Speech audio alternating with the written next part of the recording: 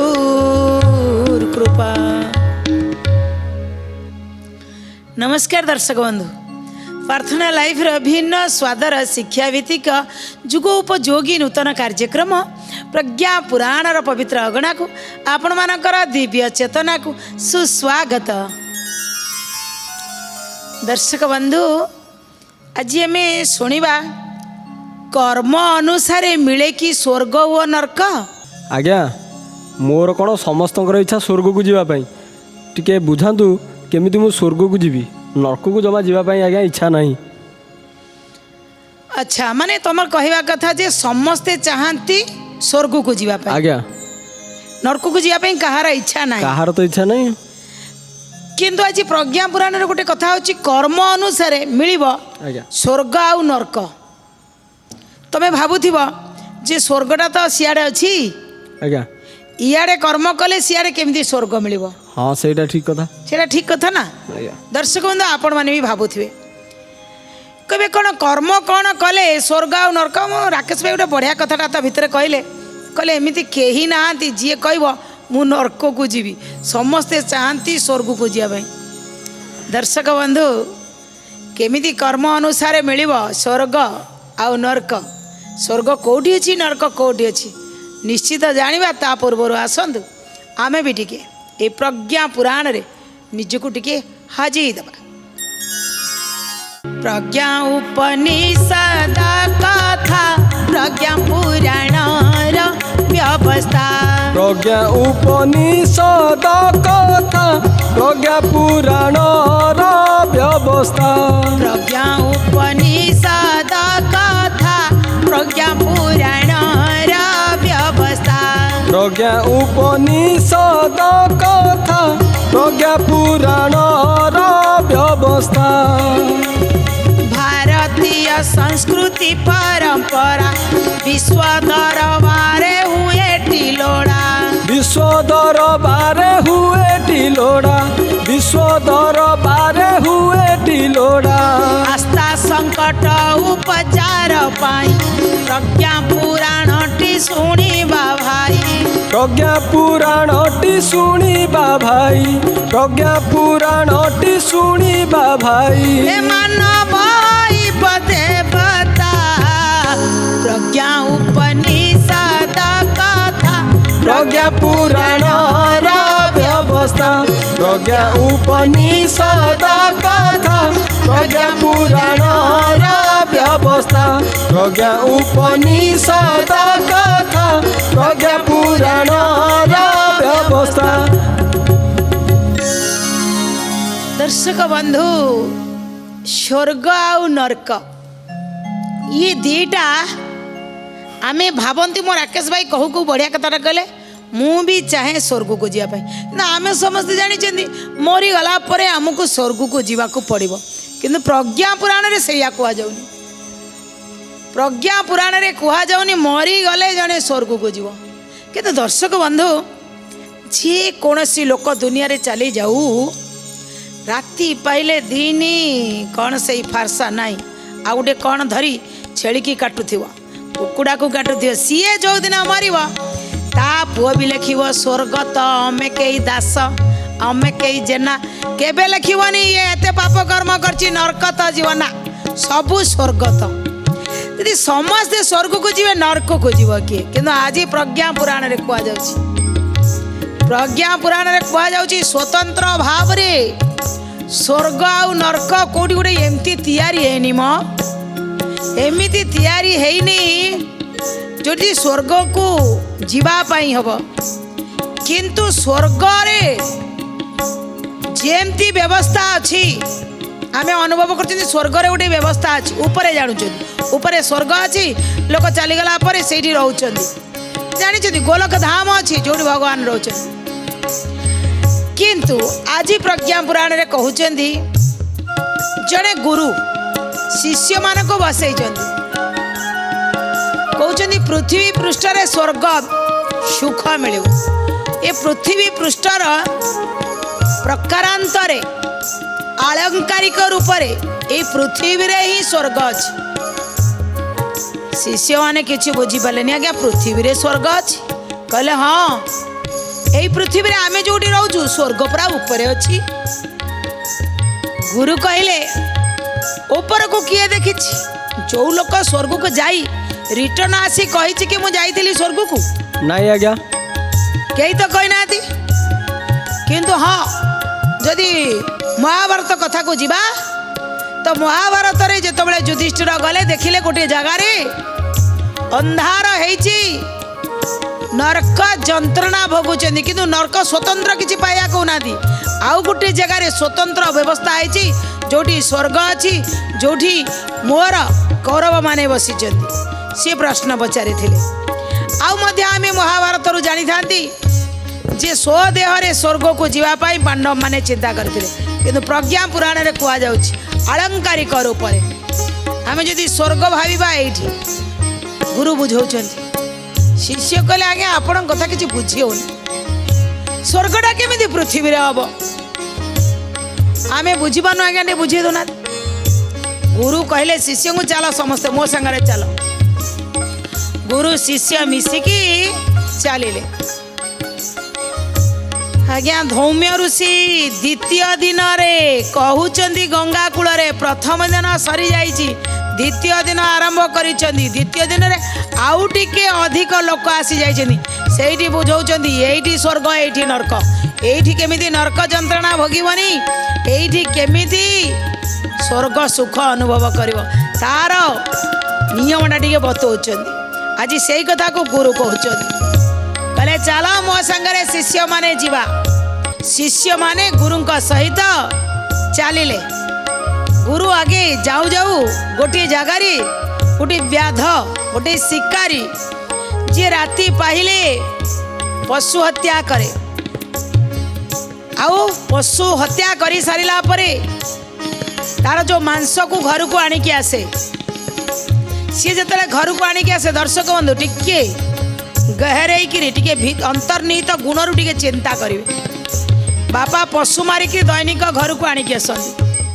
ସେଇ ପଶୁ ରୋଷେଇ ହେଲା, ସେଇଆକୁ ପିଲାମାନେ ଖାଇଲେ, ତାଙ୍କ ଭିତରେ ଦୁର୍ଗୁଣ ଆସିଲା। କେହି କାହା ପ୍ରତି ସହାନୁଭୂତି ନାହିଁ। ଯେଉଁ ବାପା ଯଦି ପଶୁକୁ ହାଣି ଦେଇପାରେ, କାହା ପ୍ରତି ସମ୍ବେଦନା ଆସିବ କେଉଁଠୁ?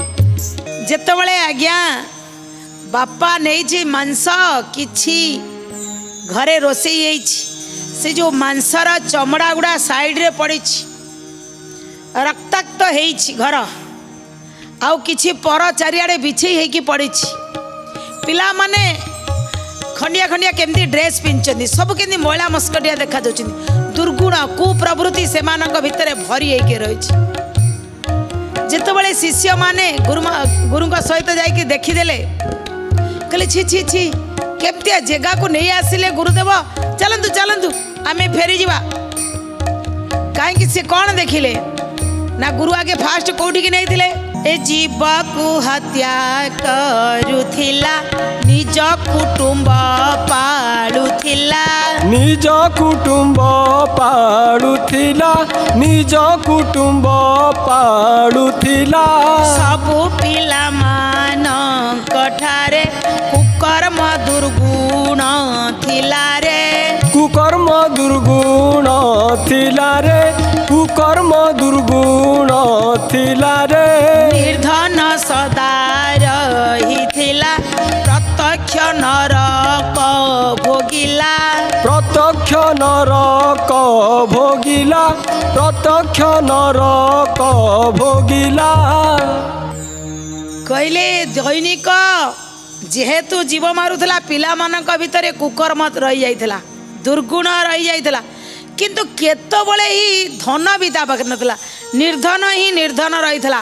ଇଏ ପିଲାମାନେ କହିଲେ ଛି ଛି ଛି ଛି ଛି, ଇଏ ମା କି ନର୍କକୁ ଆମେ ଆସିଗଲୁ, ଚାଲ ଚାଲ ଚାଲ ଏଠୁ ପଳେଇବା।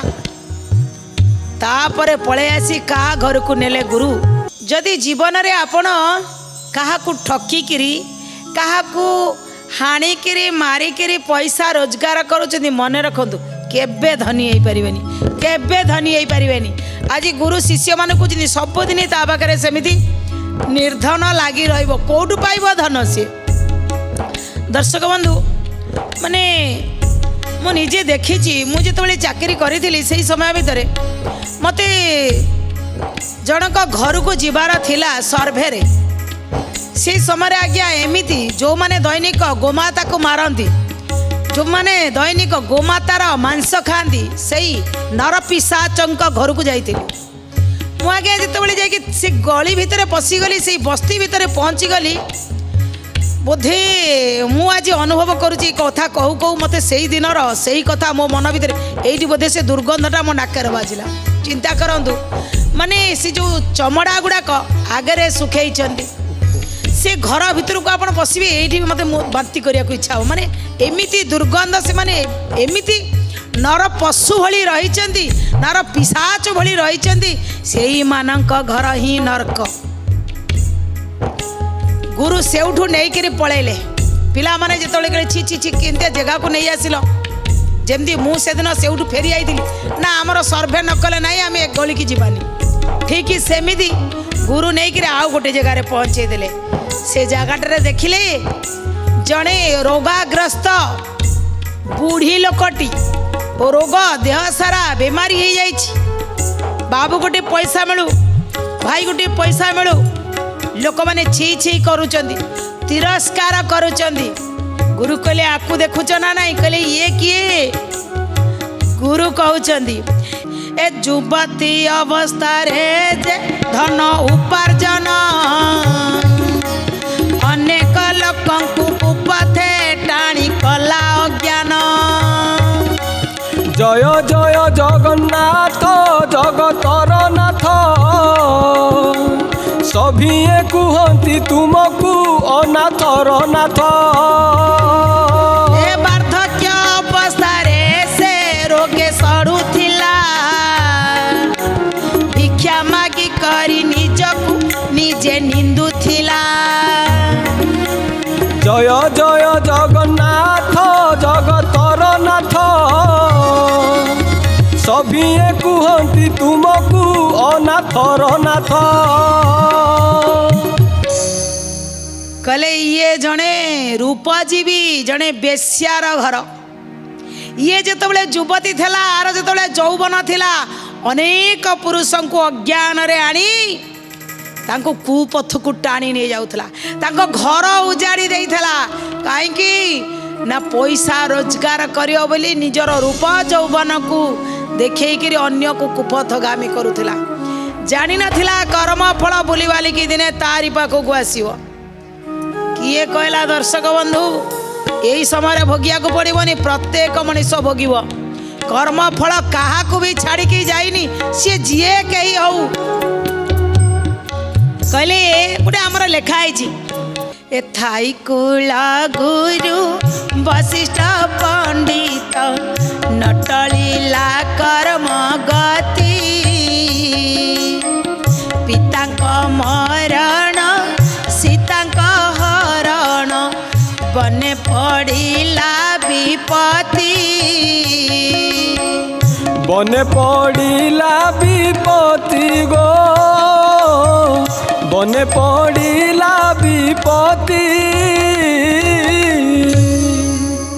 दर्शक बंधु थाई कुल गुरु वशिष्ठ पंडित नटलीला कर्म गति पितांक मरण सीतांक हरण बने पड़िला विपत्ति जदि स्वयं भगवान आसीथिले तांकु जदि कुलगुरु वशिष्ठ थाइकरी भी तांकु कर्मगति छाड़ी नथला आमको छाड़ीदेव तेणु आम कि भी करिया पूर्व आगे 5 थर भावतु मु जहा करुच्ची ठीक तो मु जहा करुच्ची ठीक तो निजको निजे प्रश्न करंतु क्या कहे दर्शक बंधु गुरु देखेले देख युवती थिला समय बयस थिला पर समय अनेक पुरुष को कुपथगामी करी समस्त को अज्ञान करी केते लोकंक घर उजाड़ी धन संची थिला आज जिते बयसर अपराह्न रे पहुँची गला जिते यौवन खसीगला देख अनेक लोक कुपथ को नहीं था देह सारा केमिति रोग हो जाइए लोक केमिति ताको तिरस्कार करुचंदी केमिति छी छाकरा करुचंदी केमिति ता भाग्य को बसी निंदिकी कहूँ गोटे पैसा दियो ये भी गोटे नर्क शिष्य कहले हाँ गुरु आउ टिके आगो को चलिले आउ टिके आगो को चलिके जाई देखिले गोटे सुंदर जगह जोठी सद्गृहस्थ अच्छी सद्गृहस्थर आगे लिखाई स्वागतम केते सुंदर भाव दर्शक बंधु आज कण आ स्वागतम लिखा आज लिखा कुकुर प्रति सावधान नला नहीं वेलकम किंतु स्वागतम ओडिया किए लिख किंतु दर्शक बंधु जाई पहुँची गले स्वागतम देखीदे घर पाखे ठियाले कि महक महक लगिला शिष्य माने पचारे गुरुदेव को गुरु ये कहा घर ना सदगृहस्थ ना ये कौन अच्छी ना भितर को जा बाहर थी कले भवती भिक्षांग देही भगवान भिक्षांग देही तापरे कौन घटिला दर्शक बंधु जेतबले सदगृहस्थ द्वार मुहरे पहुँची गले भवती भिक्षांग देही भगवान भिक्षांग देही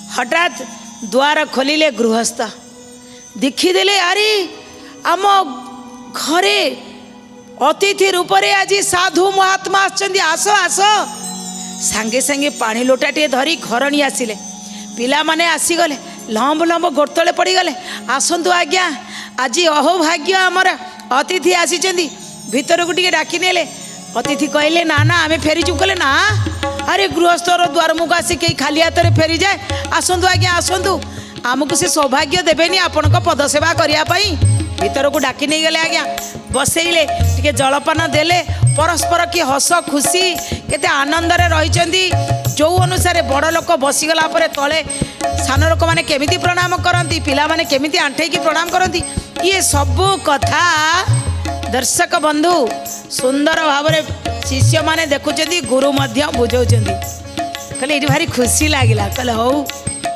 सरीला आशीर्वाद दे देकरी गुरु शिष्य बाहरी गले और टिके आगु को गला बेले देखिले गोटे छोटिया कुड़ियाटे से कुड़िया भितर गुरु शिष्य मान को भर्ती कले कहले चलो चलो चलो भीतर को चलो भीतर को गले देखिले गोटे छोटिया आसनटा उपरे बसी जड़े सन्थ आगरे अछंती अनेक शिष्य ये व्यवहारिक ज्ञान शिखौचंदी कौन करवा उचित दुनिया रे कौन न करवा उचित मानव देह दिव्य ज्ञान देखी संतोष भगवान मनीष सबुठु श्रेष्ठ पाणी आउ जेतबले मनीष जन्म हो सारा भगवान संतुष्ट हेले तुम्हें एमिति काम करिव नाही कहार दिल दुखेबनी सन्थ कहउचंदी मनरे प्रफुल्लता आगे बसी पिला माने खुशी खुशी पूरा गदगद हो जाउचंदी एई सन्थंकर कथा सुनी जेतबले एगुड़ाक सबू देखीदेले तो शिष्य मैंने कहले आज्ञा आमे भी टे बसीजु कि ये बढ़िया कथा शुणु देखो कि आग्रह केमी कनेक्शन केमी भितर पावर से टाणिक नौची गुरु डाकिले कहले बुझिले बाबा स्वर्ग नर्क परा कौन बुझी पार नथला कोठी की मरिक गले स्वर्ग को देखिया को पड़ो ना नर्क को देखिया को पड़ो मुझे दीटा नर्क दीटा स्वर्ग देखली बुझी पार्ल कि नहीं राकेश भाई बुझिल कि नहीं आज्ञा दीटा नर्क दीटा स्वर्ग आज्ञा गुरु भी मध्य कहते दीटा नर्क देखली व्याध जी निजे सज्जन नुह कि पिला मानक सज्जन करि पारेनी आउ जड़े रूपजीवी जी अन्य मानक कुपथ को नहीं से दीटा हूँ नर्क ये भोगवे ये भोगे कौटी मरिकी भोगिया तो परर कथा देखी किए किंतु ये दीटा कथा देखिल कि नहीं जोठी गृहस्थ जनक परिश्रमी थिले संयमी थिले दर्शक बंधु कथा कथा के बहुत लोक गृहस्थ रे थिबे पत्नी की डाकिबे गोटे भाषा लगे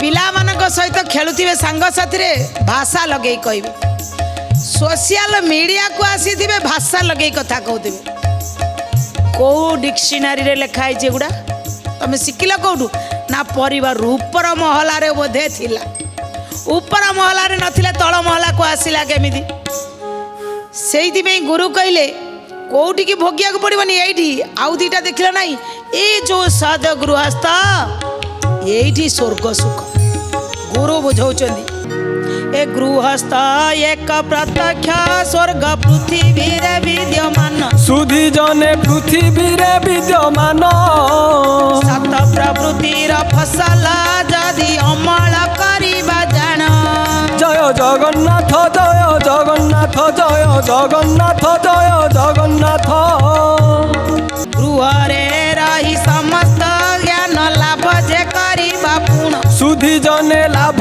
ଯେ କରିବା ପୁଣ ଧରାରେ ସ୍ୱର୍ଗ ଅବତରିବ ଯେ ମାନବ ଦେବତା ଜାଣ। ଜୟ ଜଗନ୍ନାଥ ଜୟ ଜଗନ୍ନାଥ ଜୟ ଜଗନ୍ନାଥ ଜୟ ଜଗନ୍ନାଥ। ଦର୍ଶକ ବନ୍ଧୁ କହିଲେ ଗୃହସ୍ଥ ଏକ ପ୍ରତ୍ୟକ୍ଷ ସ୍ୱର୍ଗ ପୃଥିବୀରେ ବିଦ୍ୟମାନ। କହିଲେ ପ୍ରତ୍ୟକ୍ଷ ଦେଖୁଥିବା ସ୍ୱର୍ଗ ହେଉଛି ଗୃହସ୍ଥ। ଏଇଠି ସ୍ୱର୍ଗ ଆହୁରି କ'ଣ କହୁଛନ୍ତି ସତ୍ ପ୍ରବୃତ୍ତି ଫସଲ ଯଦି ଗୃହସ୍ଥରେ ଆମେ ବୁଣିବା ସତ୍ ପ୍ରବୃତ୍ତି ମାନେ ଯିଏ ଦୁଇ ଜଣ ଦାମ୍ପତ୍ୟ ଜୀବନରେ ଆସିଲେ ସିଏ ଯଦି ସତ୍ ପ୍ରବୃତ୍ତିର ଫସଲ ବୁଣିଲେ କେଉଁଟା ନା ବାପା ଯଦି ମଞ୍ଜି ହୁଅନ୍ତି ମା ହେଲା ଜମି। ଇଏ ଭଲ ଜମିରେ ଯେତେବେଳେ ଭଲ ମଞ୍ଜି ସତ୍ ପ୍ରବୃତ୍ତିର ମଞ୍ଜି ପକେଇବା ତ ସେଇଠି ନିଶ୍ଚିତ ବଢ଼ିଆ ଫସଲ ହେବ। ସେଇଥିପାଇଁ ଆଜି ଧୌମ୍ୟ ଋଷି କହୁଛନ୍ତି ଯଦି ଗୃହସ୍ଥ ଭିତରେ ଥାଇବ ଇଏ ଗୃହସ୍ଥ ହେଉଛି ପ୍ରତ୍ୟକ୍ଷ ସ୍ୱର୍ଗ। ଏଇ ପୃଥିବୀରେ ସିଏ ଅଛି। ଯଦି ତୁମେ ସେଇଭଳି ଜୀବନ ଯାପନ କରିବ ଯଦି ସତ୍ ପ୍ରବୃତ୍ତିର ଫସଲ ସେଇଠି ପକେଇକିରି ଅମଳ କରିବ ଜାଣ ଇଏ ଗୃହସ୍ଥରେ ରହି ସମସ୍ତ ଜ୍ଞାନ ଅର୍ଜନ କରିବା ସହିତ ଇଏ ଧରାରେ ସ୍ୱର୍ଗ ଅବତରିବ। ପ୍ରତ୍ୟେକ ମଣିଷ ଦେବତା ହେବ। ଇଏ ମାନବ ଭିତରେ ଦେବତାର ଗୁଣ ଆସିବ। ସେଇଦିନ ଯୁଗ ଅବଶ୍ୟ ବଦଳିବ। ଦର୍ଶକ ବନ୍ଧୁ ଆମେ ନିଜେ ଚିନ୍ତା କରିବା ଆମେ ଯେତେବେଳେ ଗୃହସ୍ଥ ହେବା ଆମେ ଏମିତି ଭଲ ହେବା ଏମିତି ସତ୍କର୍ମୀ ହେବା ଏଇଠି ଥାଇ ସ୍ୱର୍ଗ ଏଇଠି ଥାଇ ନର୍କ। ଆଜ୍ଞା ଜୀବନରେ ସ୍ୱର୍ଗ ଭଳି ସୁଖ ଅନୁଭବ କରନ୍ତୁ ଗୃହସ୍ଥରେ। କେବେ ଗୃହକୁ ନର୍କ କରନ୍ତୁନି। ଝଗଡ଼ା ଝାଣ୍ଟି କଳି ଇଏ ଦୈନିକ ନ ହଉ ମାରପିଟ ନ ରହୁ। ପିଲା ବାପାକୁ ମନୁଥିବ ବାପା ପିଲାମାନଙ୍କୁ ଭଲ କଥା କହୁନ ତ ଏମିତି ନ କରନ୍ତୁ। ଏ ଘରକୁ ସ୍ୱର୍ଗ ବନାନ୍ତୁ। ଏଇ ଘର ଏକ ମନ୍ଦିର ବନାନ୍ତୁ। ଆମ ଘର ସ୍ୱର୍ଗ ହଉ ଆମ ଘର ମନ୍ଦିର ହଉ। ଏ ମନ୍ଦିର ଭିତରେ ଯେତେ ଜଣ ରହିବେ ସବୁ ଦେବତା ହୁଅନ୍ତୁ। এই ভাবনার সহিত আজির কথাকে আমি এইটি রখুছু। আমি বিদায় নেওয়া পূর্বর এক সুন্দর কথাটিয়ে অমূল্য কথাটিয়ে যা জীবনের অবলম্বন কলে আমার হি মঙ্গল হব। ঘরর অগ্নি কোণরে রোষেই ঘর করাটা বহুত ভাল 100%। অগ্নি কোণরে আমি রোষেই ঘর করা। রোষেই ঘরে ଗ୍ୟାସ୍ ଚୁଲାକୁ ଲାଗିକିରି ଯେଉଁଠି ରୋଷେଇ କରୁଛନ୍ତି ଗ୍ୟାସ୍ ଚୁଲାକୁ ଲାଗିକିରି ପାଣିର ବେସିନ୍ ଗୋଟାଏ ଜାଗାରେ ରଖିବା ନାହିଁ। କାରଣ ଅଗ୍ନି ଆଉ ଜଳ ଦୁଇ ଜଣ ଯାକ ପାଖାପାଖି ରହିବେ ନାହିଁ। କାରଣ ପରସ୍ପର ବିରୋଧୀ। ଅଗ୍ନି ଆଉ ଜଳ ତତ୍ତ୍ୱ ଯଦି ଏକାଠି ଅଛନ୍ତି ସେଇ ଘରେ କିଏ ସର୍ଟ ଟେମ୍ପର ତ କିଏ ଟୋଟାଲ ସାଇଲେନ୍ସ। ତେଣୁ ସେଇଠି ସନ୍ତୁଳନ ଟିକେ ବିଗିଡ଼ି ଯାଏ। ଘର ଭିତରେ ସମାନ୍ତରାଳ ରହିପାରେ ନାହିଁ। ପରସ୍ପର ଆତ୍ମୀୟତା ଭାବ ରହେ ନାହିଁ। ସେଇଥିପାଇଁ ଅଗ୍ନି କୋଣରେ କରନ୍ତୁ ରୋଷେଇ ଘର କିନ୍ତୁ ଅଗ୍ନି କୋଣରେ ରୋଷେଇ ଚୁଲାକୁ ଲାଗିକିରି କେବେ ବି ବେସିନ୍ ରଖନ୍ତୁ ନାହିଁ। ମାନିଲେ ଆପଣଙ୍କର ମଙ୍ଗଳ। ରହୁଛୁ ଆଜି ପାଇଁ ଏତିକିରେ। ନମସ୍କାର। ଶ୍ରୀମଦ୍ ପ୍ରଜ୍ଞା ପୁରାଣାୟ ନମୋ ନମଃ।